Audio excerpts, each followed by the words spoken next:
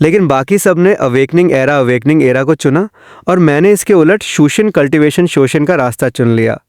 जियान जी और दूसरे सहपाठियों ने मेरा मजाक उड़ाया और मुझे बेवकूफ़ कहा, सिर्फ इसलिए क्योंकि 100 साल पहले हुए महायुद्ध में कल्टीवेशन की विरासत खो चुकी थी। तब से कल्टीवेशन सिर्फ सेहत सुधारने का एक जरिया बनकर रह गया था, जबकि अवेकनिंग को ही सुनहरे भविष्य का रास्ता माना जाता था। हालांकि उनके इस मजाक का मुझ पर कोई असर नहीं हुआ, क्योंकि मैं जानता था कि कुछ ही समय बाद चांद 2 टुकड़ों में फट जाएगा और उसमें से अनगिनत ताकतवर राक्षस बाहर निकलेंगे, जो पलक झपकते ही अनगिनत अवेकनर्स को मौत के घाट उतार देंगे। और उस समय सिर्फ कल्टीवेटर्स शोषंजा ही दुनिया की आखिरी उम्मीद होंगे। इस समय मैं चुपचाप अपने हाथ में मौजूद फॉर्म को देख रहा था। पिछली जिंदगी में मैं और मेरा परिवार उसी आपदा में मारे गए थे, लेकिन एक चमत्कार की तरह मैं कल्टीवेशन की दुनिया शोषंजय में पुनर्जन्म ले गया और किस्मत से मुझे 3 लाइव्स क्रिएशन सूत्र सांसेन जोहाजे मिल गया। 1000 साल की कड़ी मेहनत के बाद मैं कभी न हारने वाला एक अजय योद्धा बना और उस दौर का एक महान लीजेंड बन गया। हालांकि इतनी जी तोड़ मेहनत से कल्टीवेशन करने का मेरा एकमात्र मकसद यही था कि अमरता फ्लाइंग वाइशन हासिल करने के बाद मैं समय और अंतरिक्ष की सीमाओं को लांघ सकूं और राक्षसों के आने से ठीक 1 दिन पहले के समय में लौटकर अपने माता पिता को बचा सकूं। लेकिन मैंने कभी नहीं सोचा था कि जब मैं दोबारा प्रकट होऊंगा तो कुछ दुश्मनों ने पहले से ही मेरे खिलाफ साजिश रच रखी होगी और उन्होंने मुझ पर धोखे से हमला करके मुझे मौत के कुएं में धकेल दिया। पर किसे पता था कि जब मेरी आंखें दोबारा खुलेंगी तो मैं वापस अपने हाई स्कूल के समय में पहुंच चुका हूँगा। खिंचुन, अगर तुम कल्टीवेशन चुनते हो तो इस बार के एग्जाम में हम तुम्हारे साथ टीम नहीं बनाएंगे, तुम किसी और को ढूंढ लो। जंग शुया ने निराशा में अपना सिर हिलाते हुए कहा और मेरे पास आई। उसके पीछे 2 लड़के और 2 लड़कियां खड़ी थीं। 1 महीने पहले हम 6 लोगों ने इस एग्जाम के लिए टीम बनाने का वादा किया था, लेकिन पिछले हफ्ते जब इन 5 ने देखा कि मैं अवेकन नहीं हो पाया तो उन्होंने अपना हाथ पीछे खींच लिया। आखिरकार जो लोग अवेकन नहीं होते वे उनकी नजरों में सिर्फ एक बोझ थोयो भी होते हैं। ठीक है, मैंने शांत चेहरे के साथ कहा। मेरा ये सीधा सा जवाब सुनकर वे 5 हैरान रह गए। उन्हें लगा था कि मैं उनके सामने गिड़गिड़ाऊंगा कि वे मुझे न छोड़ें। आखिर जो लोग अवेकन नहीं होते उनके लिए किसी अवेकनर के साथ टीम बनाना बहुत मुश्किल होता है। ऐसा लगता है कि क्विंचुन अवेकन न होने के बाद अब पूरी तरह से हार मान चुका है। ये देखकर जांग शुया की आंखों में थोड़ी हमदर्दी और अफसोस के भाव आए। अपना ख्याल रखना। एक दुबले पतले लड़के ने ठंडी हंसी हंसते हुए मुझ पर एक नजर डाली। ऐसा लगता है कि हम इतिहास का सबसे बड़ा मजाक देखने वाले हैं। अगर किसी के दिमाग में गहरी बीमारी न हो तो वो इस दौर में कल्टीवेशन जैसे शब्द नहीं चुनता।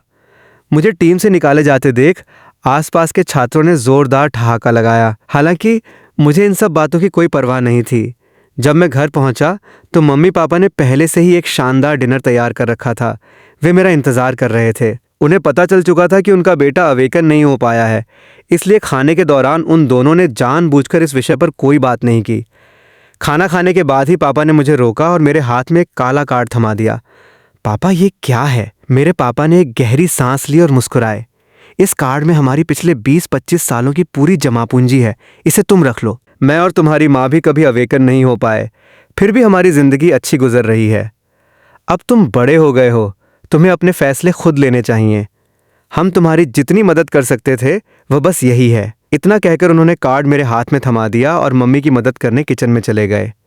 मैं अपनी जगह पर सुन्न खड़ा रह गया। 1000 साल के सफ़र को पार करके आए ये रिश्ते और पुरानी यादें एक बार फिर मेरे दिमाग में ताज़ा हो गईं।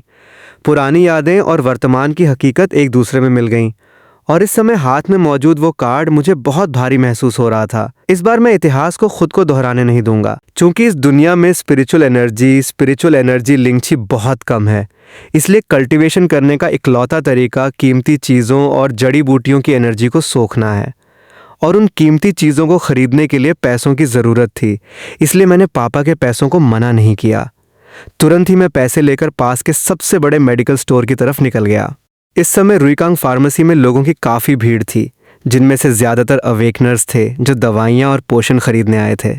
नमस्ते, मैं आपकी क्या मदद कर सकती हूँ? तभी फार्मेसी की यूनिफॉर्म पहने एक खूबसूरत महिला स्टाफ मेरे पास आई और उसने पूछा, क्या आपके पास गिनसेंग इंसम, स्नो लोटस, बर्फानी कमल जैसी पुरानी जड़ी बूटियां हैं? जब उस महिला स्टाफ ने सुना कि मुझे जड़ी बूटियां चाहिए तो उसके चेहरे पर हैरानी के भाव आ गए। आपको बता दें कि आज के समय में लगभग हर कोई बनी बनाई दवाइयां या पोषण खरीदता है। कच्ची जड़ी बूटियां भला कौन खरीदता है? हाँ, हमारे पास जड़ी बूटियों के लिए एक अलग सेक्शन है। वहाँ शायद आपको अपनी ज़रूरत का सामान मिल जाए। इतना कहकर वो मुझे एक ऐसे कमरे में ले गई जहाँ जड़ी बूटियों की महक आ रही थी। पहले वाले काउंटर के मुकाबले यहाँ सन्नाटा था। एक बुजुर्ग व्यक्ति आंखों पर चश्मा चढ़ाए कंप्यूटर के सामने बैठकर चुपचाप किताब पढ़ रहे थे। खिलाओ, इन कस्टमर को कुछ जड़ी बूटियां खरीदनी हैं। महिला स्टाफ ने सम्मान के साथ कहा। ठीक है, तुम अपना काम करो। क्यूई लाओ ने सिर हिलाया, फिर अपनी किताब रखकर मुझे देखा। युवा साथी, तुम्हें क्या चाहिए जड़ी बूटियां? जितनी पुरानी और जितने ज्यादा सालों की हों उतना अच्छा, मैंने सीधे शब्दों में कहा। आजकल जड़ी बूटियां खरीदने वाले लोग कम ही आते हैं। क्यूई लाओ ने कंप्यूटर पर कुछ चेक किया। खुद देख लो, मुझे इन कुछ चीज़ों को असलियत में देखना है। मैंने एक गिनसेंग, एक स्नो लोटस और एक 1000 ईयर लिंगजी 1000 साल का मशरूम को चुना। क्यूई लाओ को थोड़ा अचंभा हुआ। आज के समय में ऐसे बहुत कम नौजवान हैं जो इन कीमती और दुर्लभ जड़ी बूटियों को पहचानते हों। वो अपनी जगह से उठे और पीछे की लकड़ी की अलमारी से 3 खूबसूरत बॉक्स निकाले।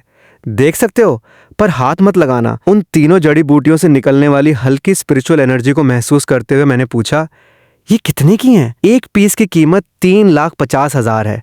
तीनों को मिलाकर कुल 10,50,000 हुए। मैंने अपनी भवें सिकोड़ी। ये बहुत महंगा था। मेरे पास इस समय सिर्फ 50,000 से कुछ ज्यादा ही पैसे थे, जिससे मैं केवल एक ही पीस खरीद सकता था। कुछ देर सोचने के बाद मैंने क्यूआई लाओ से कुछ और सस्ती जड़ी बूटियां निकालने को कहा। उन्हें ध्यान से देखने के बाद मैंने उनके असर और उनकी कीमत का अंदाजा लगाया। 3,50,000 बहुत ज्यादा हैं।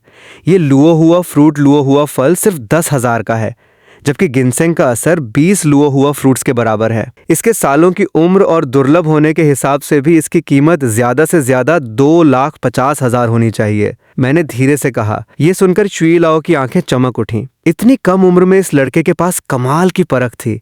लेकिन ये वाइल्ड एरिया की पुरानी जंगली जड़ी बूटी है।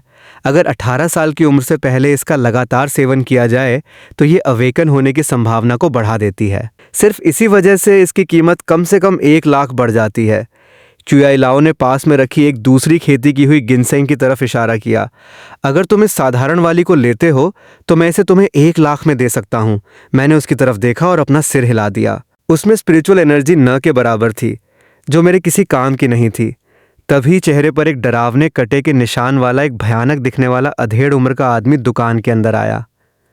ओल्ड शी, मेरा हिसाब करो। उसने अंदर आते ही अपना बैग काउंटर पर पटक दिया, जिसमें से कुछ खून रिसकर बाहर आ रहा था। किलाओ ने बैग खोला और उसमें मौजूद सामान को बाहर निकाला, जो खून से सने हुए बीस्ट्स ईशो के पार्ट्स थे। अच्छा शिकार किया है। क्यूआई लाओ ने तारीफ की। ठीक ठाक रहा। 2 अर्थ ग्रेड बीस्ट्स मिल गए थे, जिन्होंने मेरे कई साथियों को घायल कर दिया। उस आदमी ने हंसते हुए अपने पीले दांत दिखाए। कुल 20 लाख हुए।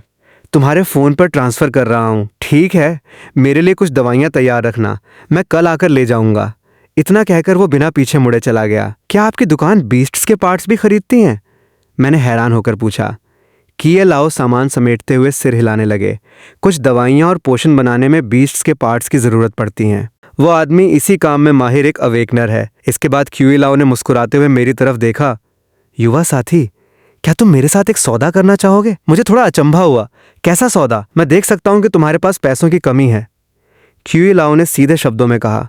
और मैं ये भी देख रहा हूं कि तुम्हें इन जड़ी बूटियों की बहुत गहरी समझ है। तुम मेरी दुकान में काम करो और ये तीनों जड़ी बूटियां तुम्हारी सैलरी के तौर पर तुम्हें मिल जाएंगी। मैंने कुछ पल सोचा और धीरे से अपना सिर हिला दिया।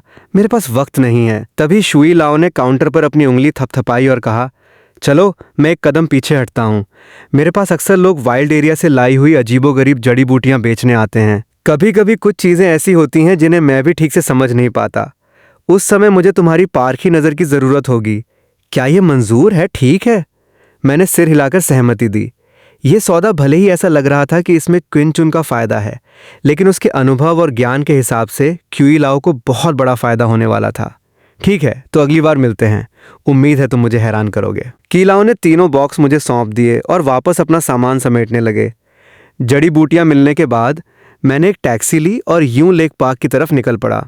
दोबारा इस दुनिया में आने के बाद मैंने गौर किया था कि यूं लेक पार्क में स्पिरिचुअल एनर्जी बाकी जगहों के मुकाबले काफ़ी ज़्यादा थी और मैं वहीं जाकर अपनी कल्टीवेशन के अगले लेवल शुआई रिफाइनिंग स्टेज को हासिल करने की तैयारी में था। इन तीनों जड़ी बूटियों में स्पिरिचुअल एनर्जी बहुत ज़्यादा नहीं थी, अगर कोई और कल्टीवेटर होता तो उसके लिए क्यू की रिफाइनिंग लैंची के लेवल पर पहुंचना बहुत मुश्किल होता। लेकिन मैं, जो कभी इंसानी कल्टीवेशन के शिखर पर खड़ा था, इन तीनों जड़ी बूटियों का पूरा इस्तेमाल करके इस लेवल को आसानी से हासिल कर सकता था। गाइयों लेक पार्क में कई बुजुर्ग झील के किनारे बैठकर कल्टीवेशन शोषण का नाटक कर रहे थे। हालांकि उनकी कल्टीवेशन मेरी नज़रों में सिर्फ शरीर को आराम देने जैसा था, उसे असली कल्टीवेशन नहीं कहा जा सकता था। मैं एक बड़े और घने विलो पेड़ विलो ट्री के पास जाकर बैठ गया। तुरंत ही कुछ सफ़ेद बालों वाले बुजुर्ग मेरे पास आकर जमा हो गए।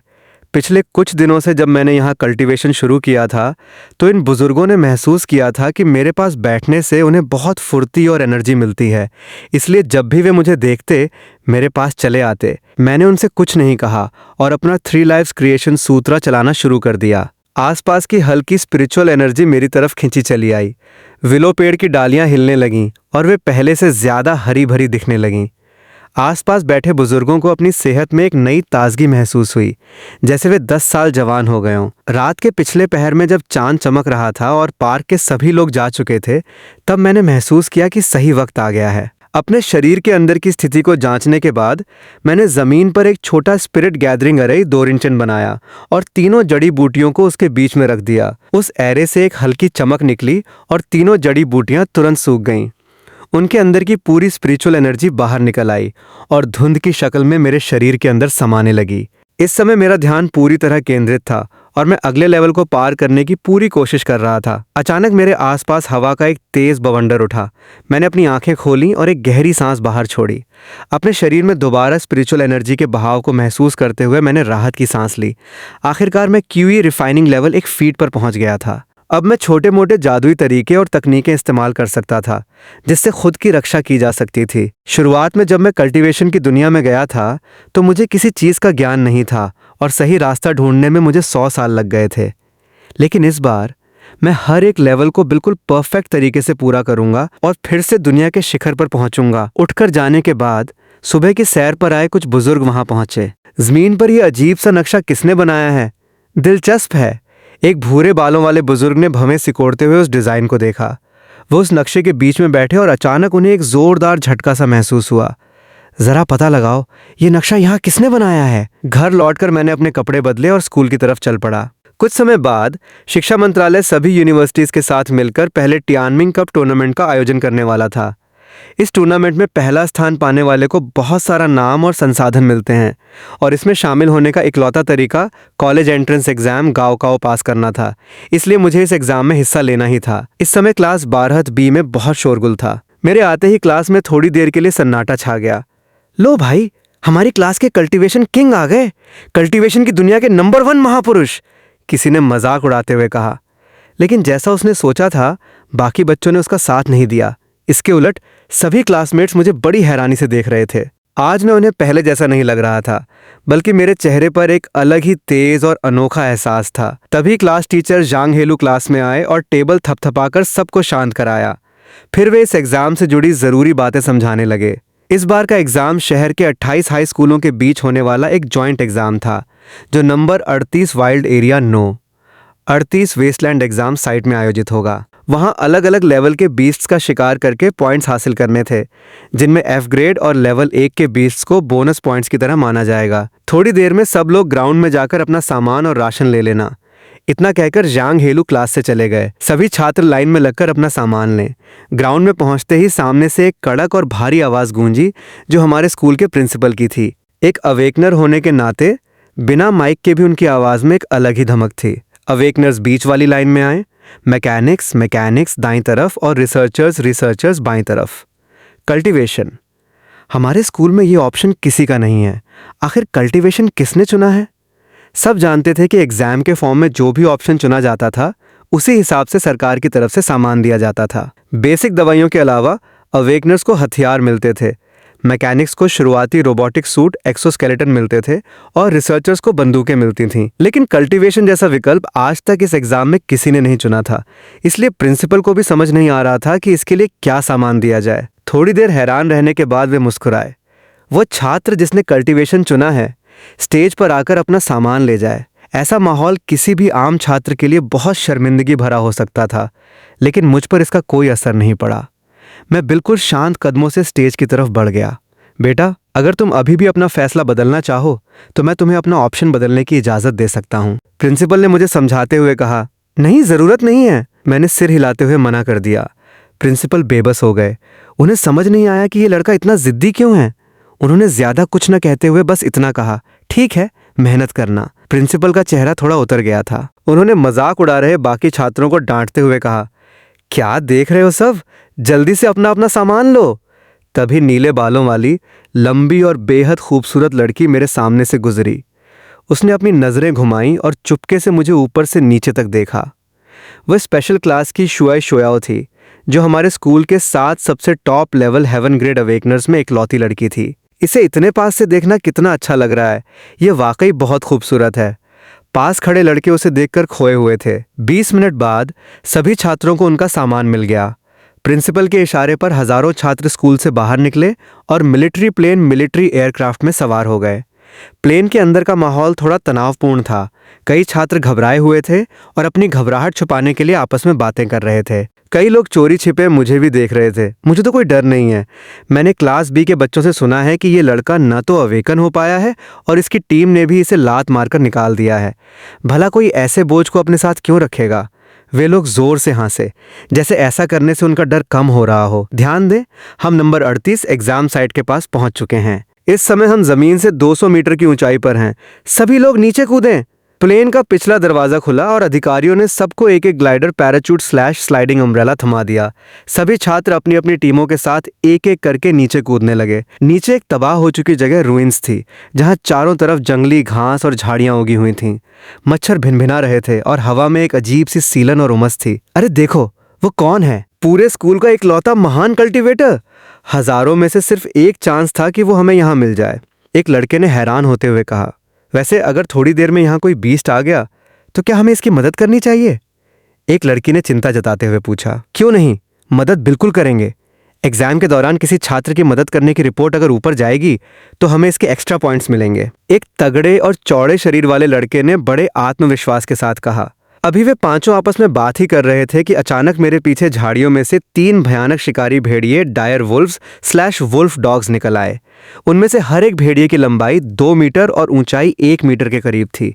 उनके मुंह और दांत बेहद डरावने और खूंखार लग रहे थे। हालांकि ऐसा लग रहा था कि मुझे अपने पीछे आ रहे उन भेड़ियों का कोई अंदाजा नहीं था और मैं बस शांत कदमों से आगे बढ़ता जा रहा था। अवेकन भी नहीं हुआ और इस खतरनाक वाइल्ड एरिया में इतनी लापरवाही से घूम रहा है। ये तो सीधे सीधे मौत को दावत देना है। उस तगड़े लड़के ने भले ही मुंह से ये बात कही, लेकिन उसने अपने हाथ में हथियार कसकर पकड़ लिया और लड़ने के लिए तैयार हो गया। वो हमला करने के लिए बिल्कुल तैयार था। एक डायर वुल्फ जंगली घास से भरी हुई उस तबाह इमारत रुइंस के ऊपर खड़ा था। उसकी ठंडी और क्रूर आंखें सामने मौजूद पीठ पर टिकी हुई थीं और उसने अचानक आगे की तरफ दौड़ लगा दी। लेकिन मैंने बस एक नजर उस पर डाली और मैं न तो हटा और न ही मैंने बचने की कोई कोशिश की। ये बेवकूफ सच में मुकाबला करने जा रहा है। तबाही के पीछे छिपे हुए उन 5 लोगों ने जब यह देखा तो वे खुद को गाली देने से नहीं रोक पाए। ये एक डायर वुल्फ था, कोई घर का पालतू कुत्ता नहीं। डायर वुल्फ की तो बात ही छोड़िए, जिसके दांत और पंजे इतने नुकीले होते हैं कि वे बड़े पेड़ों को भी चीर सकते हैं।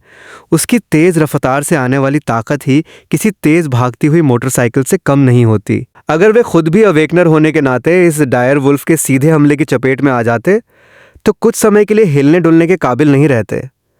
और जो लड़का अवेकन भी नहीं हुआ है, अगर वो इससे सीधा टकरा गया तो या तो मर जाएगा या फिर गंभीर रूप से घायल हो जाएगा। लेकिन अगले ही पल मैं घूमा और मैंने अचानक वार कर दिया। पो पो पो हवा में एक के बाद एक 3 घूंसे चले। वे तीनों तेज रफ्तार से आते हुए डायर वुल्फ्स किसी तोप के गोले की तरह पीछे की तरफ जा गिरे। उनमें से एक डायर वुल्फ ठीक उन 5 लोगों के सामने जाकर गिरा।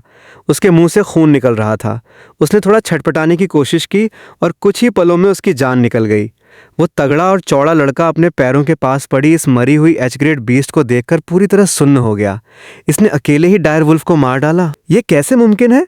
तभी किसी ने दबी हुई आवाज में हैरानी से पूछा, लाइमिंग, तुम्हें क्या लगता है कि इस लड़के ने ये कैसे किया? एक लड़की ने अपनी आंखें बड़ी करते हुए उस तगड़े लड़के की तरफ देखा। लाइमिंग ने अपना थूक निगला, मुझे क्या पता, तुम मुझसे पूछ रही हो तो मैं किससे पूछने जाऊं?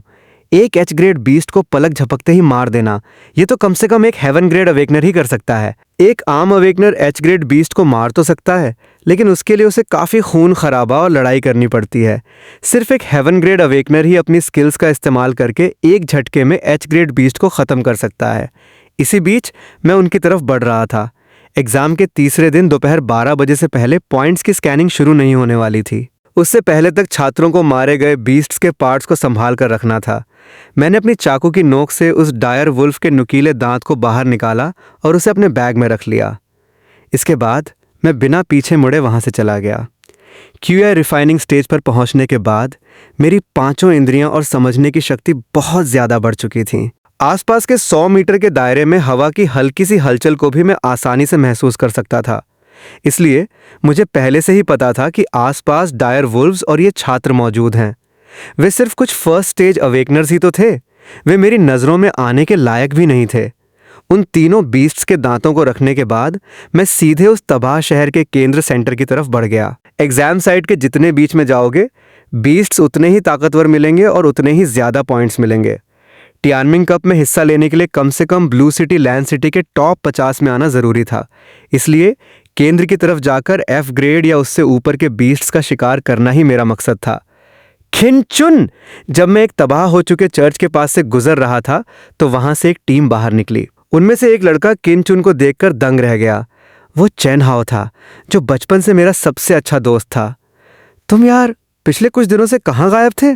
तुमने छुट्टी ले रखी थी? यहाँ तक कि तुम्हारा फोन भी नहीं लग रहा था। सब ठीक तो है ना? चेन हाओ ने बड़े बेफिक्र अंदाज में पूछा। दोबारा इस दुनिया में आने के बाद से मेरा इलेक्ट्रॉनिक चीज़ों से संपर्क बहुत कम रहा था, इसलिए मुझे चेन हाओ के कॉल्स और मैसेज नहीं दिखे थे। मैं ठीक हूँ, मैंने जवाब दिया। चलो ठीक हो तो बढ़िया है। तुम अकेले हो? जंग शुया और बाकी सब कहाँ हैं? खैर छोड़ो, जब तुम अकेले ही हो तो मेरे साथ चलो। चेन हाओ लगातार बोलता गया। मैंने अपना सिर झुकाया और चुपके से मुस्कुराते हुए कहा, ठीक है। हाँ, ये हुई ना बात। जब हम दोनों भाई एक साथ मिल जाएंगे तो इस एग्ज़ाम में तहलका मचा देंगे। मेरे साथ आने से चेन हाओ बहुत खुश हुआ। उसने दूसरों से मिलवाते हुए कहा, ये सब मेरी क्लास के दोस्त हैं, काफ़ी मजबूत हैं। और ये किनचुन है, मेरा जिगरी यार। अब से ये हमारे साथ रहेगा। सब इसका थोड़ा ख्याल रखना। चेन हाओ ने परिचय कराया और मैंने बिना किसी खास भाव के अपना सिर हिला दिया। वेताओ और बाकी दोनों को मेरा ये बर्ताव पसंद नहीं आया, लेकिन चेन हाओ के लिहाज से उन्होंने कुछ कहा नहीं। वे बस यही उम्मीद कर रहे थे कि इस लड़के की चमड़ी थोड़ी मोटी ना हो और जैसे ही इसे यूनिवर्सिटी में एडमिशन जितने पॉइंट्स मिल जाएं, ये खुद ही हमारी टीम से अलग हो जाएं और हमेशा हमारे भरोसे न बैठा रहे। उस तबाह इलाके में चलते हुए वेताओ और बाकी लोग लगातार एग्ज़ाम को लेकर बातें कर रहे थे। भले ही हमारी टीम में अब एक इंसान बढ़ गया है, लेकिन अगर हम थोड़ी और मेहनत करेंगे तो हमें पहले जितने पॉइंट्स मिल ही जाएंगे। ड्यूमिंग ने मेरी तरफ एक नज़र डालते हुए कहा। मेरे आने से उन्हें जो आपत्ति थी वो मैं उनके शब्दों में साफ समझ पा रहा था, लेकिन मैंने कुछ नहीं कहा। तभी मैंने ऊपर दाईं तरफ देखा। मेरी समझ के हिसाब से वहाँ कुछ बीस्ट्स हमारे करीब आ रहे थे। वे शायद G ग्रेड बीस्ट्स थे। 2 कदम चलने के बाद चेन हाओ और बाकी लोग भी रुक गए और चारों तरफ सावधानी से देखने लगे। इसी पल दाईं तरफ से बीस्ट्स के भागने की तेज आवाज़ आई। मलबे में से कुल 18 बीस्ट्स बाहर निकल आए। एक G grade tank pig tank सुअर, 12 H ग्रेड डायर वुल्व्स शिकारी कुत्ते और 5 H grade twin tailed hunters 2 पूंछ वाले शिकारी। मैं और किनचुन उस G ग्रेड टैंक पिग को रोकते हैं। तुम लोग जल्दी से उन H ग्रेड बीस्ट को खत्म करो, चेन हाओ ने गंभीर चेहरे के साथ चिल्लाकर कहा। बाकी तीनों ने बिना कुछ कहे अपनी तलवारें निकालीं और आगे बढ़ गए। टैंक पिग जैसा उसका नाम था, उसका हमला और उसका डिफेंस दोनों ही बहुत तगड़े थे। उसे मारना आसान नहीं था। जाहिर था कि चेन हाओ का भी अकेले उस G ग्रेड बीस्ट को मारने का कोई इरादा नहीं था। उसकी चाल बहुत फुर्तीली थी। वो हवा में किसी पक्षी की तरह पैंतरे बदल रहा था। चेन हाओ ने करीब 4-5 मिनट तक उस टैंक पिग को उलझाए रखा। जब वेताओ और बाकी तीनों ने उन H ग्रेड बीस्ट्स को मार गिराया तो वे भी यहाँ आ गए और सबने मिलकर टैंक पिग को घेर कर मार डाला। 10 मिनट से भी कम समय में उन्होंने वहाँ मौजूद 18 बीस्ट्स का सफाया कर दिया और कुल 27 पॉइंट्स हासिल किए। इस एग्ज़ाम के हिसाब से ये रफ्तार काफ़ी अच्छी थी। पुराना नियम, हर किसी को 5 पॉइंट्स मिलेंगे और बाकी बचे 2 पॉइंट्स बाद के लिए रखे जाएंगे। मैंने अपनी हिस्सेदारी के रूप में उन 5 बीस्ट्स के दांतों को स्वीकार कर लिया। चूंकि मैंने टीम के शिकार का हिस्सा लिया था, तो अगली बार जब मुकाबला होगा तो मैं खुद आगे बढ़कर इस टीम को जो फ़ायदा पहुंचाऊंगा वो इन 5 दांतों से कहीं गुना ज़्यादा होगा। ये मेरा खुद पर भरोसा था। तभी मलबे के बीच से एक अजीब सी गहरी आवाज़ आई जो किसी जंगली शुतुरमुर्ग ऑस्ट्रिच के चिल्लाने जैसी थी। बुरी खबर है, ये जी ग्रेड ऑरा ऑस्ट्रिचेस एल्फ शुतुरमुर्ग हैं। आवाज़ से लग रहा है कि यहाँ कम से कम 10 जी ग्रेड ऑरा ऑस्ट्रिचेस हैं। वे ताओ और बाकी लोगों के चेहरे का रंग उड़ गया। चेन हाओ ने भी अपनी भवें सिकोड़ते हुए धीरे से कहा, पहले पीछे हटो। लेकिन तभी चारों तरफ के मलबे से उड़ते हुए उन ऑरा ऑस्ट्रिचेस ने उन्हें बीच में घेर लिया।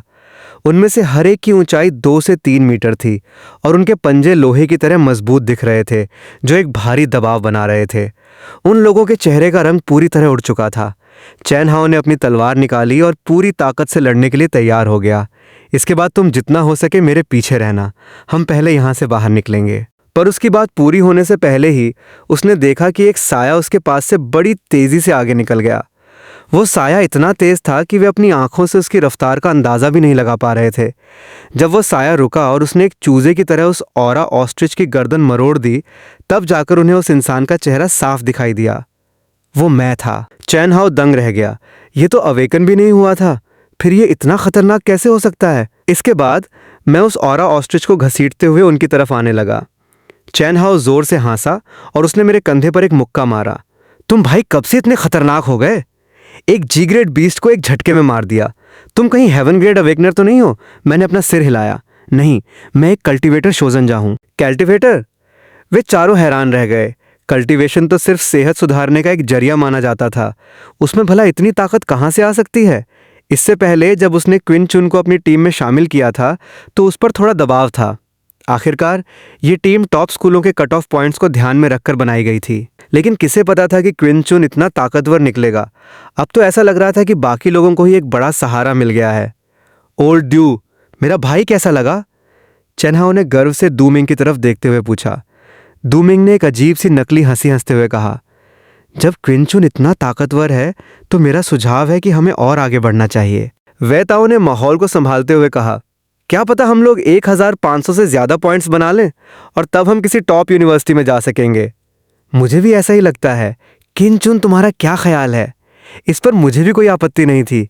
जब से मैंने चैन हाओ को देखा था मैंने उसकी मदद करने का मन बना लिया था। देखते ही देखते शाम हो गई और जंगली घास से घिरे एक दूसरे तबाह इलाके में जंग शुया की 5 लोगों की टीम धीरे धीरे आगे बढ़ रही थी। सावधान रहो, हम अब शहर के केंद्र सेंटर के करीब हैं। आसपास ज्यादातर जी ग्रेड बीस्ट्स हैं। चश्मा पहने एक लड़के ने सावधानी से सबको टोकते हुए कहा।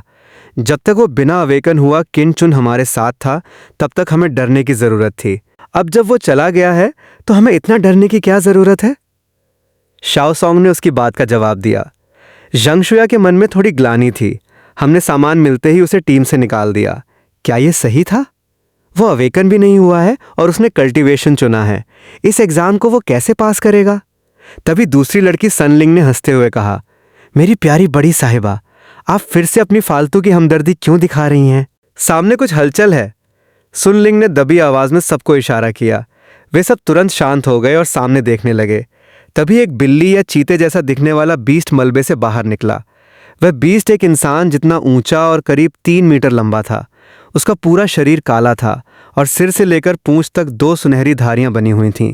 यह एक F grade beast double line golden striped leopard था। वह घायल था और ऐसा लग रहा था कि कोई हेवन ग्रेड अवेकनर उस एफ ग्रेड बीस्ट का पीछा कर रहा था। शाओ सॉन्ग और टैंग यूए बिना पलक झपकाए सामने देख रहे थे। वे बाहर आ गए। सनलिंग की आंखें चमक उठीं। वो भी देखना चाहती थी कि कौन सा हेवन ग्रेड अवेकनर इस एफ ग्रेड बीस्ट का शिकार कर रहा है। अगर वो उनके ही स्कूल का हुआ तो वे जाकर जान पहचान बढ़ा सकते थे। जब सुनलिंग ने उन भागते हुए 5 लोगों में क्वीन चुन को देखा तो वो पूरी तरह हैरान रह गई। इस लड़के की किस्मत कितनी अच्छी है कि ये वे ताओ और उनके ग्रुप के साथ घूम रहा है। क्या तुम उन लोगों को जानती हो? जंग शुया ने पूछा।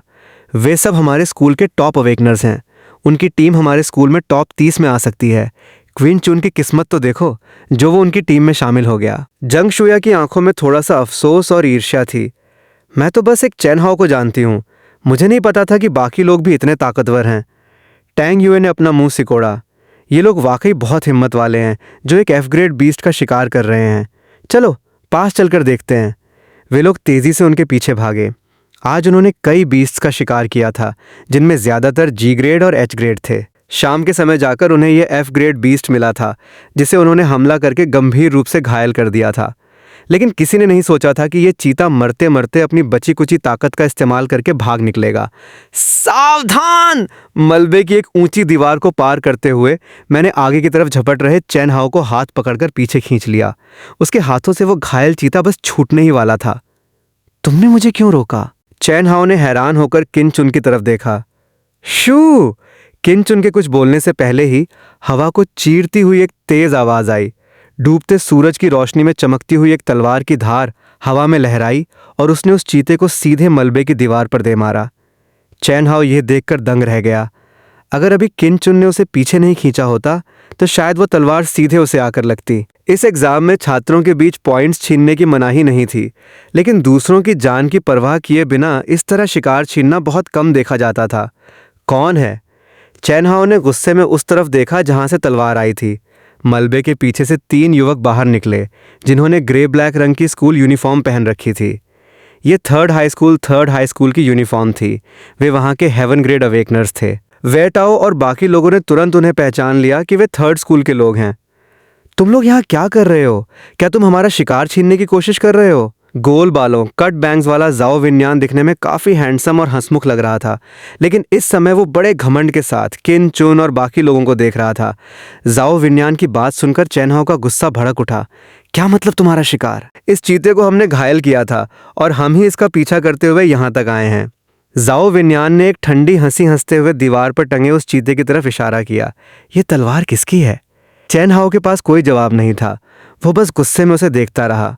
वेताओ और बाकी लोग भी समझ गए थे कि ये लोग उनका शिकार छीनने आए हैं और उन्होंने अपने घूंसे भींच लिए। सामने वाले थर्ड स्कूल के हेवन ग्रेड अवेकनर्स थे। अगर वे सब मिलकर भी लड़ते तो शायद उनका मुकाबला नहीं कर पाते। ये बीस्ट उस तलवार से मरा है और वो तलवार मेरी है, तो जाहिर है कि ये बीस्ट भी मेरा ही हुआ। जाओ विन्यान ने उनके गुस्से को पूरी तरह से नजरअंदाज किया और दीवार के पास जाकर अपनी तलवार निकाली। उसने तलवार की नोक से उस चीते के दांत को हवा में उड़ा दिया। तभी अंगूठे के आकार का एक छोटा सा पत्थर बड़ी तेजी से हवा में लहराया। डिंग की आवाज के साथ वो पत्थर दीवार से टकराया और वहां से उछलकर सीधे उस दांत से जा टकराया जो हवा में उड़ रहा था। वो दांत अपनी दिशा बदलकर सीधे मेरी तरफ आया और मैंने अपना हाथ आगे बढ़ाकर उसे अपनी मुट्ठी में पकड़ लिया। यहाँ कोई एक्सपर्ट है? जाओ विन्यान की आंखें सिकुड़ गईं और उसने ठंडी नजरों से मेरी तरफ देखा। एक आम दिखने वाले लड़के के पास ऐसी तकनीक होना वाकई दिलचस्प था। अगर ये बीस्ट मेरा है तो इस पर लगी तलवार भी मेरी होनी चाहिए। इसे मुझे सौंप दो। मैंने जाओ विन्यान के हाथ में मौजूद तलवार की तरफ देखते हुए धीरे से अपना दायां हाथ आगे बढ़ाया। दिलचस्प है, बहुत समय से किसी ने मेरे सामने ऐसी बकवास करने की हिम्मत नहीं की है। जाओ विन्यान गुस्से में हंस पड़ा। उसने धीरे से अपना दायां हाथ ऊपर उठाया और उसके आसपास का तापमान अचानक बढ़ने लगा। उसके पैरों के पास की जंगली घास तुरंत सूख गई और उसमें आग लग गई। वो फायर एबिलिटी का एक हेवन ग्रेड अवेकनर था। मैं तुम्हें एक आखिरी मौका देता हूं। इस दांत को अपने दोनों हाथों से मुझे सौंप दो और घुटने टेक कर माफी मांगो। जाओ विन्यान ने अपने होठों पर जबान फेरी। उसके दाएं हाथ पर आग की लपटें किसी जहरीले सांप की तरह लिपट रही थीं, जो देखने में काफी डरावनी लग रही थीं। वो इंतजार कर रहा था कि सामने वाला डर के मारे कांपने लगेगा और घुटने टेक कर भीख मांगेगा, लेकिन मैं बिल्कुल शांत बना रहा। मैंने धीरे से अपना सिर हिलाया। इसकी कोई जरूरत नहीं है। ठीक है, तो तुम्हारा यह एग्जाम यहीं खत्म होता है। जाओ विन्यान ने ठंडी हंसी हंसी। उसके हाथ पर लिपटी आग की लपटें किसी भूखे सांप की तरह मेरी तरफ झपटी। सावधान!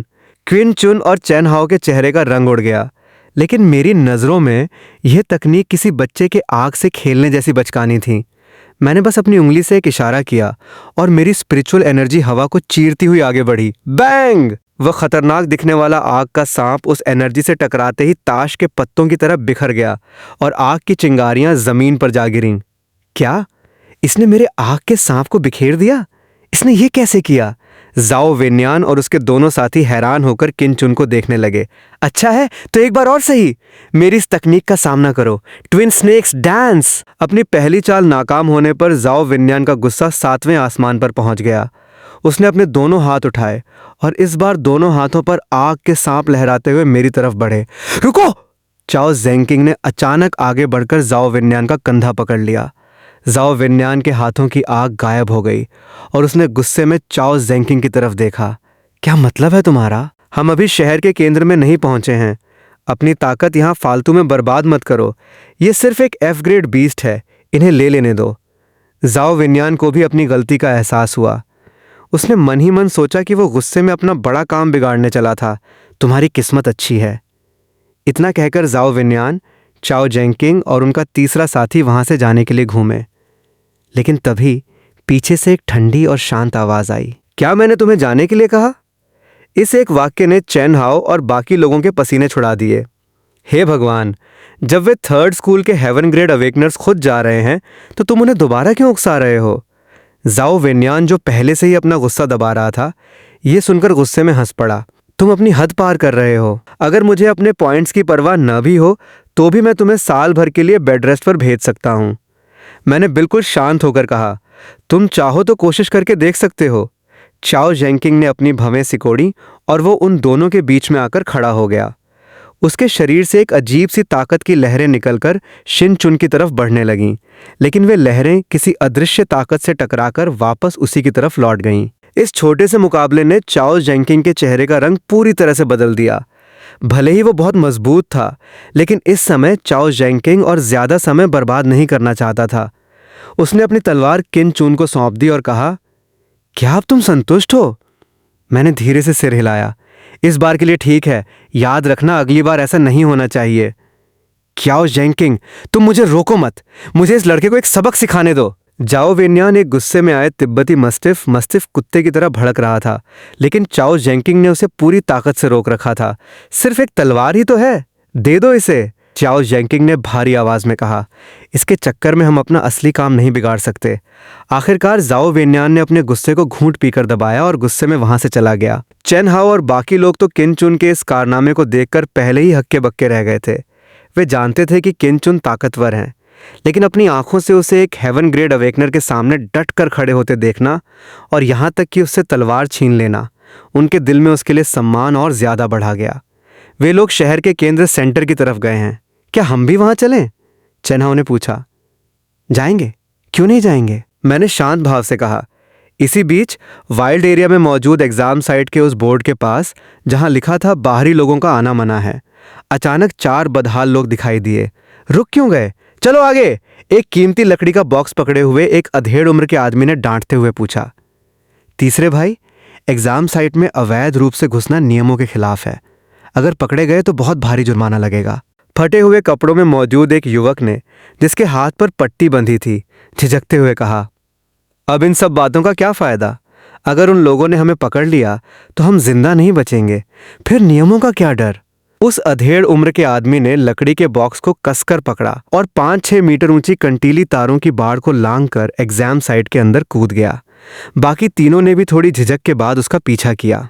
उनके जाने के कुछ ही देर बाद वहां 10-12 तगड़े आदमी और आ पहुंचे। बॉस, वे लोग एग्जाम साइट के अंदर घुस गए हैं। क्या हम अब भी पीछा करें? पीछा करो। 1000 ईयर स्पिरिट फ्रूट, 1000 साल का स्पिरिचुअल फल और ब्लड सी फ्रूट, ब्लड सी फल हमें ऊपर बड़े लोगों को तोहफे में देना है। जब तक उनकी एक भी सांस चल रही है, हमें उन्हें ढूंढकर वो सामान अपने परिवार में वापस लाना ही होगा। अगले दिन सुबह एक तबाह हो चुके अम्यूजमेंट पार्क प्लेग्राउंड में चेन हाओ और बाकी चारों आपस में शिकार बांट रहे थे। अब जितने भी जी ग्रेड बीस्ट थे, उनसे चेन हाओ और उसकी टीम निपट रही थी, और मैं केवल तभी हाथ बढ़ाता था जब कोई एफ ग्रेड बीस्ट सामने आता था। इसी समय मलबे के बीच से किसी चीज के टकराने की तेज आवाज आई। एग्जाम के दौरान दूसरे छात्रों की मदद करने पर एक्स्ट्रा पॉइंट्स मिलते थे, इसलिए चेन हाओ और बाकी लोग तुरंत उस आवाज की तरफ भागे। जंग शुया! चेन हाओ के मुंह से अचानक चीख निकल गई। जंग शुया के कपड़े इस समय फटे हुए थे। जब उसने किसी को अपना नाम पुकारते सुना तो उसने उस तरफ देखा। खिन चुन! उसने जैसे ही बोलना शुरू किया, उसकी आंखों से आंसू टूटकर गिरने लगे। मेरी टीम पर बहुत सारे जी ग्रेड बीस्ट्स ने हमला कर दिया और हम सब बिखर गए। मैं किसी तरह अपनी जान बचाकर यहाँ तक भागी हूँ। जांग शुया की आंखें लाल थीं और वो बुरी तरह रो रही थीं। वापस जाओ, मैंने ठंडे लहजे में कहा और फिर मुड़कर वहां से चल दिया। खिन चुन, क्या हम सच में उसकी मदद नहीं करेंगे? चेन हाओ ने मेरे पीछे आते हुए हैरानी से पूछा। वो नाटक कर रही है। उसके शरीर के घाव झूठे हैं और उसके पैरों में कोई तकलीफ नहीं है। मैंने अपना सिर हिलाते हुए कहा, तो फिर उसने ऐसा क्यों किया? चेन हाओ और बाकी तीनों हैरान रह गए। मैं धीरे से हंसा। हमारी टीम को मजबूत देखकर वो हमारे शिकार में से अपना हिस्सा चाहती है। वो औरत वाकई बहुत चालाक है। सावधान! मैंने अपने कदम रोक लिए। चेन हाओ और बाकी लोग तुरंत सतर्क हो गए। इस समय सामने की सड़क पर एक बहुत बड़ा बीस्ट किसी दुर्घटनाग्रस्त टैंक की तरह मलबे को तोड़ता हुआ बाहर निकला। चारों तरफ पत्थर और धूल उड़ने लगी। यह एक E grade beast blood thirsty tiger mastiff खूंखार बाघ जैसा बीस्ट था और वो घायल था। उसे देखकर चेन हाओ और बाकी लोगों के चेहरे का रंग उड़ गया। किन चुन ने अपनी तलवार निकाली, उसमें अपनी स्पिरिचुअल एनर्जी भरी और उसे जोर से आगे फेंक दिया। तलवार हवा में चमकती हुई तेज रफ्तार से आगे बढ़ी। छी!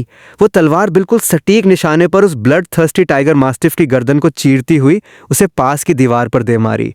वो बीस्ट दीवार पर टंगे टंगे ही थोड़ी देर छटपटाया और फिर शांत हो गया। मैंने आगे बढ़कर अपनी तलवार वापस ली, उसके दांत को निकाला और बिना पीछे मुड़े साफ सुथरे अंदाज में वहां से चल दिया।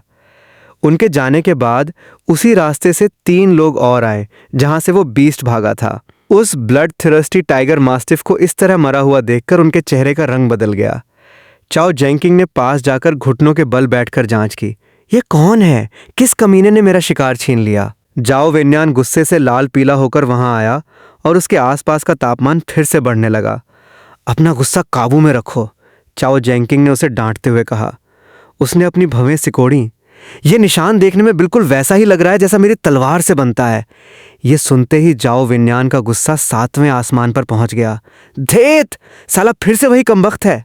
वो मुझे दोबारा न मिले, इस बार उसे कोई नहीं बचा पाएगा। चेन हाओ और बाकी लोगों ने जब पीछे से आ रही वो दहाड़ सुनी तो उन्होंने वहां से भागने की रफ्तार और तेज कर दी। शाम के करीब 4 बजे शहर के केंद्र के एक तबाह हो चुके कमर्शियल सेंटर बिजनेस सेंटर की पहली मंजिल पर वे पांचों बैठकर अपने शिकार की गिनती कर रहे थे। चेन हाओ और बाकी लोग अपने पॉइंट्स को लेकर काफी उत्साहित थे। अभी 2 दिन भी पूरे नहीं हुए थे और उन्होंने 1000 से ज्यादा पॉइंट्स बना लिए थे। अगर वे कल थोड़ी और मेहनत करेंगे तो 1500 पॉइंट्स आसानी से मिल जाएंगे, जो कि एक टॉप यूनिवर्सिटी का कट ऑफ था। अब से मैं अकेला आगे बढ़ना चाहता हूं, मैंने उनसे कहा। इस टीम में शामिल होने का मेरा मकसद सिर्फ चेन हाओ की मदद करना था। अब जब चेन हाओ ने काफी पॉइंट्स बना लिए थे तो मेरा उनके साथ रहने का कोई मतलब नहीं था। वेटाओ और बाकी लोगों को इसका अंदाजा पहले से था, फिर भी किन चुन की बात सुनकर वे थोड़े निराश हुए। ठीक है, लेकिन अकेले शहर के केंद्र की तरफ जाते हुए सावधान रहना। कल एग्जाम का आखिरी दिन है और दोपहर 12 बजे के बाद ही पॉइंट्स की ऑनलाइन स्कैनिंग शुरू होगी। उससे पहले का समय सबसे ज्यादा अफरा तफरी और गड़बड़ी वाला होता है। चेन हाओ ने मुझे सावधान किया। मैंने सिर हिलाया एवं चेन हाओ से अलग होकर अकेले ही उस तबाह सड़क पर आगे बढ़ गया। घुर्र घुर्र! अचानक मेरी दाईं तरफ झाड़ियों से घिरी एक पुरानी इमारत को तोड़ता हुआ एक बीस्ट बाहर निकला। वो एक F grade beast, iron clad, wild boar, बख्तरबंद जंगली सुअर था जो किसी टैंक की तरह मेरी तरफ बढ़ा। किन चुन जैसे ही हमला करने वाला था, उसे किसी चीज का एहसास हुआ और वो एक तरफ हट गया। शू शू शू! उस सुअर के पीछे से 3 बड़ी और लंबी सफेद बर्फ की नुकीली चट्टानें आइस कोन्स तेजी से आईं। वे तीनों बर्फ की चट्टानें बिल्कुल सटीक निशाने पर उस सुअर के शरीर के पार हो गईं और उसे जमीन पर गाड़ दिया। जंगली सुअर चिल्लाया और उसका खून बाहर निकलने से पहले ही बर्फ में जम गया। उसका पूरा शरीर सफेद बर्फ से ढक गया और कुछ ही पलों में उसकी जान निकल गई। मलबे के पीछे से 4 लोग बाहर आए। उनमें से एक लड़की थी जिसके बाल हल्के नीले रंग के थे। उसका शरीर लंबा था और चेहरा बेहद खूबसूरत था, जैसे कोई सुंदर हंस चली आ रही हो। वो कोई और नहीं बल्कि क्विन चुन के ही स्कूल की क्विन चुयाओ थी। तुम? क्विन चुयाओ ने जैसे ही क्विन चुन को देखा, उसके सुंदर चेहरे पर हैरानी के भाव आ गए। तुम यहाँ क्या कर रहे हो? ये शहर का केंद्र है और यहाँ चारों तरफ जी ग्रेड से ऊपर के ही बीस्ट्स घूमते हैं। तुम्हारी हिम्मत तो वाकई दाद देने लायक है। क्यूआई शुयाओ ने कौतुक भरी नजरों से क्विन चुन को देखा। उसने अपना हाथ हिलाया और उस सुअर के शरीर पर लगी बर्फ पिघल गई। एक दांत बर्फ के टुकड़ों के साथ उड़कर सीधे उसके हाथ में आ गया। बस ऐसे ही घूम रहा हूं, मैंने बेफिक्र अंदाज में कहा। मैं कुछ ऐसे बुजुर्गों को जानती हूं जो कल्टीवेशन करते हैं। वे बस दिन भर बैठे रहते हैं और बीस्ट्स के नाम से ही उनकी जान निकलती है। लेकिन तुम्हें इस F ग्रेड बीस्ट से जरा भी डर नहीं लग रहा? क्यूआई शुयाओ ने पूछा। मैंने उस मरे हुए जंगली सुअर की तरफ देखा जो पहले ही मर चुका है। उससे भला क्या डरना? क्यूआई शुयाओ खिलखिलाकर हंस पड़ी। तुम वाकई बहुत मजेदार हो, लेकिन अब और आगे मत जाना। इस समय कई हेवन ग्रेड अवेकनर्स शहर के केंद्र में जमा हैं और यहाँ बहुत भयानक लड़ाइयाँ होने वाली हैं। तुम भी उसकी चपेट में आ सकते हो। क्यूआई शुयाओ ने मुझे सावधान किया और बड़े ही ग्रेसफुल अंदाज में मुड़कर चली गई। उसके जाने के बाद मैं भी केंद्र की तरफ आगे बढ़ता रहा। रात ढल चुकी थी और आसमान में तारे चमक रहे थे। अब बिना टॉर्च या रोशनी के थोड़ी असुविधा हो रही है। सब कुछ अपनी आंखों की शक्ति पर ही निर्भर है। रात के समय शिकार करना मेरे लिए थोड़ा मुश्किल है। क्विन चुन मुड़ा। आज का शिकार यहीं ख़त्म करते हैं। कल शहर के केंद्र में जाकर ई ग्रेड बीस्ट्स का शिकार करूंगा। वो एक फुर्तीले जानवर की तरह मलबे के ऊपर 2-3 कदम उछला और अंधेरे में गायब हो गया। एक सुरक्षित इमारत के पास पहुंचकर मैंने अपने कदम रोक लिए। मैं अंदर जाने ही वाला था कि तभी मुझे कुछ ही दूरी पर लड़ाई की आवाज़ सुनाई दी। चांद की रोशनी में मैंने देखा कि करीब 10-12 बीस्ट्स मिलकर 3 लोगों पर हमला कर रहे थे। उनके कपड़ों और शरीर को देखकर लग रहा था कि वे छात्र नहीं हैं। किन चुन का मदद करने का कोई इरादा नहीं था। कल्टीवेशन की दुनिया में उसकी ये आदत बन चुकी थी कि जब तक कोई फायदा न हो, दूसरों के फटे में टांग नहीं अड़ानी चाहिए। अरे, जैसे ही वो मुड़ने लगा, उसकी नज़र अचानक उन तीनों में से एक आदमी के हाथ में मौजूद कीमती लकड़ी के बॉक्स पर पड़ी। स्पिरिचुअल मेडिसिन लिंग याओ लिंग याओ। मैंने अपनी भवें सिकोड़ी। इस दुनिया में तो स्पिरिचुअल एनर्जी खत्म हो चुकी थी, फिर यहाँ ये कीमती जड़ी बूटी कहाँ से आई? क्या इसका मतलब ये है कि इस दुनिया में भी कोई सीक्रेट रियल्म, गुप्त क्षेत्र जैसी जादुई जगह मौजूद है? बाहरी दुनिया में भले ही एनर्जी खत्म हो गई हो, लेकिन उन गुप्त क्षेत्रों के अंदर भरपूर स्पिरिचुअल एनर्जी होती है, जहाँ कल्टीवेशन किया जा सकता है और ऐसी दुर्लभ दवाइयाँ उगाई जा सकती हैं। तभी एक ई ग्रेड बीस्ट ने हवा को चीरते हुए अपने पंजों से उस बॉक्स पकड़े हुए आदमी पर हमला किया। वो आदमी नीचे गिर गया, लेकिन उसने उस बॉक्स को अपने सीने से चिपकाए रखा। तीसरे भाई, तुम यहां से निकलो, हम इन्हें रोकते हैं। धेत साला, बकवास बंद करो और मेरे साथ चलो। हम पहले ही एक कीमती फल खो चुके हैं और जी फेंग का भी कोई अता पता नहीं है। अगर मैं अकेला वापस गया तो चाची को क्या जवाब दूंगा? उन तीनों ने मिलकर किसी तरह बीस्ट्स के घेरे को तोड़ा और तेजी से एक तंग गली एले के अंदर घुस गए। हाउ! उस गली के अंदर से एक भयानक दहाड़ गूंजी। वो असल में एक E grade beast blood thirsty tiger mastiff का ठिकाना था। इस अचानक आई आफत से उन तीनों के चेहरे का रंग उड़ गया और वे तुरंत पीछे हटने लगे। लेकिन पीछे से भी बाकी बीस्ट उनका पीछा करते हुए आ चुके थे। उनके डरावने दांत और चेहरे बेहद खूंखार लग रहे थे। आगे कुआं और पीछे खाई वाली स्थिति थी।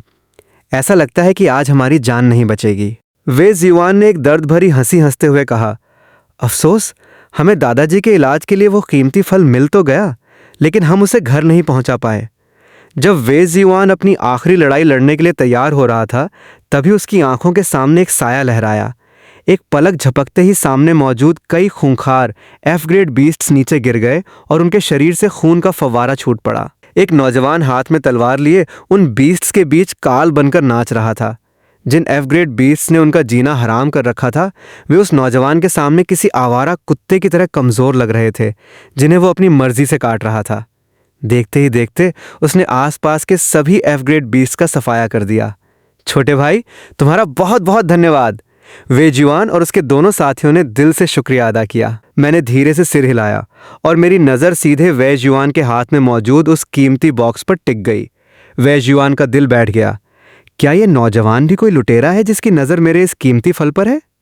ये तो आसमान से गिरे और खजूर पर अटके वाली बात हो गई। छोटे भाई, तुम इस बार के एग्जाम के छात्र लग रहे हो। क्या एग्जाम खत्म होने के बाद तुम मेरे लिए एक काम कर सकते हो? मैंने शांत आवाज में कहा। बताओ। मैं ब्लू सिटी लैंड सिटी के वे परिवार से वे जुआन हूँ। इसके अंदर एक बहुत ही दुर्लभ और कीमती फल यी गुओ है। मैं चाहता हूँ कि तुम 10 दिन बाद इसे हमारे वे परिवार के घर पहुँचा दो। बेशक, इसके बदले में हम तुम्हें बहुत बड़ा इनाम देंगे। उसे उम्मीद थी कि ये नौजवान उसके परिवार का नाम और इनाम की बात सुनकर उस पर हमला नहीं करेगा। कीमती फल यी गुओ, ये नाम सुनकर मैंने अपनी भवें सिकोड़ी। ये नाम मेरे लिए बिल्कुल नया था। चाहे मेरी पिछली जिंदगी हो या ये जिंदगी, मैंने कभी इस चीज़ के बारे में नहीं सुना था। वेजुआन ने जब देखा कि मुझे इसके बारे में नहीं पता, तो उसने समझाते हुए कहा, यह फल वाइल्ड एरिया के बहुत गहरे जंगलों में, जहाँ हमेशा धुंध छाई रहती है, वहाँ के अजीब पेड़ों पर उगता है। इस फल के कई चमत्कारी फायदे हैं, जैसे ये बड़ी से बड़ी बीमारी ठीक कर सकता है और इंसान की ताकत बढ़ा सकता है। वेजुआन ने अपनी बात जारी रखी। हालांकि उस धुंधले जंगल का रास्ता बहुत खतरनाक है और वहाँ बेहद खूंखार बीस्ट्स रहते हैं। यहाँ तक कि बड़े से बड़े हेवन ग्रेड अवेकनर्स भी वहाँ जाने से कतराते हैं। मैंने सिर हिलाकर बात समझी और कहा, मैंने अभी सुना कि तुम ये फल अपने दादाजी के इलाज के लिए ले जा रहे हो। हाँ बिल्कुल, मुझे भी इलाज की थोड़ी बहुत समझ है। अगर तुम्हें ऐतराज़ न हो तो मैं तुम्हारे दादाजी का इलाज कर सकता हूँ, और बदले में मुझे ये फल चाहिए। मैंने सीधे शब्दों में अपनी शर्त रख दी। वेजिवान ने मन ही मन एक कड़वी हंसी हंसी। आखिरकार इसकी नज़र भी इसी फल पर है। छोटे भाई, तुमने आज हमारी जान बचाई है। मैं तुम्हें इसके बदले पैसे देना चाहता था, लेकिन अगर तुम्हें यही फल चाहिए तो इसे हमारी जान बचाने के बदले का तोहफा समझो। इतना कहकर उसने वो कीमती बॉक्स मुझे सौंप दिया। मैंने हाथ बढ़ाकर उसे ले लिया। जब मैंने ज़बान दी थी तो एग्ज़ाम ख़त्म होने के बाद मैं वे परिवार के घर ज़रूर जाऊंगा। छोटे भाई, तो हम यहीं विदा लेते हैं। वेजीवान ने हाथ जोड़कर कहा, चैन परिवार के लोग भी इस फल के पीछे पड़े हैं। अब ये तुम्हारे पास है तो थोड़ा संभल कर रहना। मैंने सिर हिलाकर उनकी इस सलाह को स्वीकार किया। वेजीवान और उसके साथी अपने घायल शरीर को घसीटते हुए वहां से चले गए। मैंने उन बीस्ट्स के दांतों को समेटा और वहां से निकल पड़ा। मैं अभी थोड़ी ही दूर गया था कि तभी 15 लोग बड़ी तेजी से मेरा पीछा करते हुए वहां आ पहुंचे। ए लड़के, क्या तुमने यहां से 3 घायल लोगों को गुजरते हुए देखा है? मैंने अपना सिर हिलाकर मना कर दिया। धेत साला, वे तीनों इतनी तेजी से कहां भाग गए? उनके लीडर ने गुस्से में गाली देते हुए कहा। तभी एक दूसरे आदमी ने चिल्लाकर कहा, चेन ह्यू भाई, इस लड़के के हाथ में वो बॉक्स देखो। चेन ह्यू ने जैसे ही उस बॉक्स को देखा, उसकी आंखों में एक क्रूर चमक आ गई। उसने ठंडे लहजे में कहा, लड़के, तुम्हारे हाथ में ये बॉक्स कहां से आया? जरा मुझे दिखाओ, तुम इसकी बात कर रहे हो? मैंने बॉक्स को थोड़ा आगे बढ़ाया। हाँ, यही, लाओ इसे मुझे दो। चेन ह्यू ने हाथ बढ़ाकर उसे झपटनी चाही, लेकिन उसका हाथ हवा में ही रह गया। मैंने बॉक्स को पीछे खींच लिया। ये मुझे गिरा हुआ मिला था। क्या तुम इसे छीनना चाहते हो? ये सुनते ही चेन ह्यू का गुस्सा भड़क उठा। साले, तेरी ये हिम्मत! उसके शरीर से एक भयानक एनर्जी की लहर निकली, जिससे उसके पैरों के पास के पत्थर कांपने लगे। भाई, इसकी कोई जरूरत नहीं है। थोड़ा शांत हो जाओ। एग्जाम साइट के अंदर घुसकर किसी छात्र को मारना बहुत बड़ा जुर्म है। इसके चक्कर में पूरा चैन परिवार मुसीबत में पड़ जाएगा। उसके पीछे खड़े लोगों ने जब चैन ह्यू को इतने गुस्से में देखा तो वे डर गए। चैन ह्यू एक 4th रैंक अवेकनर, 4थे लेवल का अवेकनर था, जिसका एक मुक्का आसानी से 30 से 40 हजार किलोग्राम की ताकत पैदा कर सकता था। वो किसी F ग्रेड बीस्ट को अपने एक ही मुक्के से मार सकता था। बाकी लोगों ने ठंडी सांस ली। ऐसा लगता है कि अब इस लड़के को किसी बीस्ट का हमला दिखाकर ही मारना पड़ेगा। तभी एक भारी आवाज गूंजी और एक साया हवा में उड़ता हुआ दूर जाकर मलबे से टकराया। धड़ाम! मलबे की दीवार ढह गई और वो आदमी मलबे के नीचे दब गया। भाई, तुमने तो वाकई जरा भी रहम नहीं दिखाया। लेकिन अगर इस चक्कर में बॉक्स के अंदर की चीज टूट गई होती तो क्या होता? रात के अंधेरे के कारण वे लोग साफ साफ नहीं देख पा रहे थे कि वहां क्या हुआ है। 2 लोग दौड़कर आगे बढ़े ताकि वे चेन ह्यू के हाथ से वो बॉक्स लेकर अंदर की चीज देख सकें। अरे बाप रे, ये तुम हो? हमारे भाई कहाँ गए? पौ पौ! अगले ही पल वे दोनों साए भी हवा में उड़ते हुए उसी मलबे के ढेर पर जा गिरे जहां चेन ह्यू दबा हुआ था। थोड़ा हाथ पैर जाम हो गए हैं। मैंने अपने शरीर को थोड़ा हिलाया डुलाया। ক্যাংল্যান 9 ভেরিয়েশনস কংলানকে 9 বদলাव সাवन সেনসুন ক্যাসেল বা কাংলান সেক্টর একটি সাধারণ প্রাথমিক টেকনিক ছিল। एक समय আমার एक লাথিতে পুরো প্ল্যানেট ভেঙে গুঁড়ো হয়ে যেত। এখন भले ही मेरा वो लेवल नहीं था, लेकिन इन अवेकनर्स से निपटने के लिए मेरी ये ताकत काफ़ी से भी ज़्यादा थी। बाकी बचे लोग ये देखकर दंग रह गए। ये छात्र इतना खतरनाक कैसे हो सकता है? सब एक साथ हमला करो! किसी ने चिल्लाकर आवाज़ दी और बाकी के 10-12 लोग अपनी पूरी ताकत के साथ मेरी तरफ झपटे। पों पों! अगले ही पल वे सभी लोग हवा में उड़ते हुए मलबे के ढेर पर जा गिरे और चारों तरफ से उनके कराहने और रोने की आवाज़ें आने लगीं। मैं मलबे के नीचे दबे हुए चेन ह्यू के पास गया। थू! चेन ह्यू ने अपने मुंह से मिट्टी और धूल बाहर फेंकी। वो समझ चुका था कि आज उसकी किस्मत खराब थी और वो किसी बहुत बड़े लोहे के चने से टकरा गया था। वो इस नौजवान का मुकाबला कभी नहीं कर सकता था। अचानक जब उसने देखा कि मैं उसे घूर रहा हूं तो वो बुरी तरह डर गया। तुम क्या चाहते हो? तुम ही इन सब लोगों के लीडर हो ना? मैंने उसकी बात का जवाब न देते हुए ठंडे लहजे में पूछा। चेन ह्यू ने तुरंत अपना सिर हिलाकर मना किया। नहीं, मैं नहीं हूं। मैंने अपनी भवें सिकोड़ी और मलबे से एक दूसरे आदमी को खींचकर बाहर निकाला। तुम्हारा लीडर कौन है? उस आदमी ने कोई जवाब नहीं दिया। उसने बस डरते हुए चेन ह्यू की तरफ देखा। चेन ह्यू के माथे से ठंडे पसीने छूटने लगे। मुझे माफ कर दो, जान की भीख मांगता हूं! चेन ह्यू तुरंत घुटनों के बल बैठ गया। वो वक्त के हिसाब से बदलना जानता था। कमज़ोर के सामने शेर बनना और ताकतवर के सामने भीगी बिल्ली बन जाना उसकी फितरत थी। मैंने ज़्यादा कुछ नहीं किया, बस अपने हाथ से एक जादुई इशारा साइन बनाया और चेन ह्यू के माथे के बीचों बीच अपनी उंगली से छू दिया, जिससे वहाँ एक सुनहरी चमक कौंध उठी। दोस्तों, हर हफ्ते और भी बेहतरीन मानवा एक्सप्लेनेशन वीडियो देखने के लिए लाइक, कमेंट, शेयर और फॉलो या सब्सक्राइब करना न भूलें।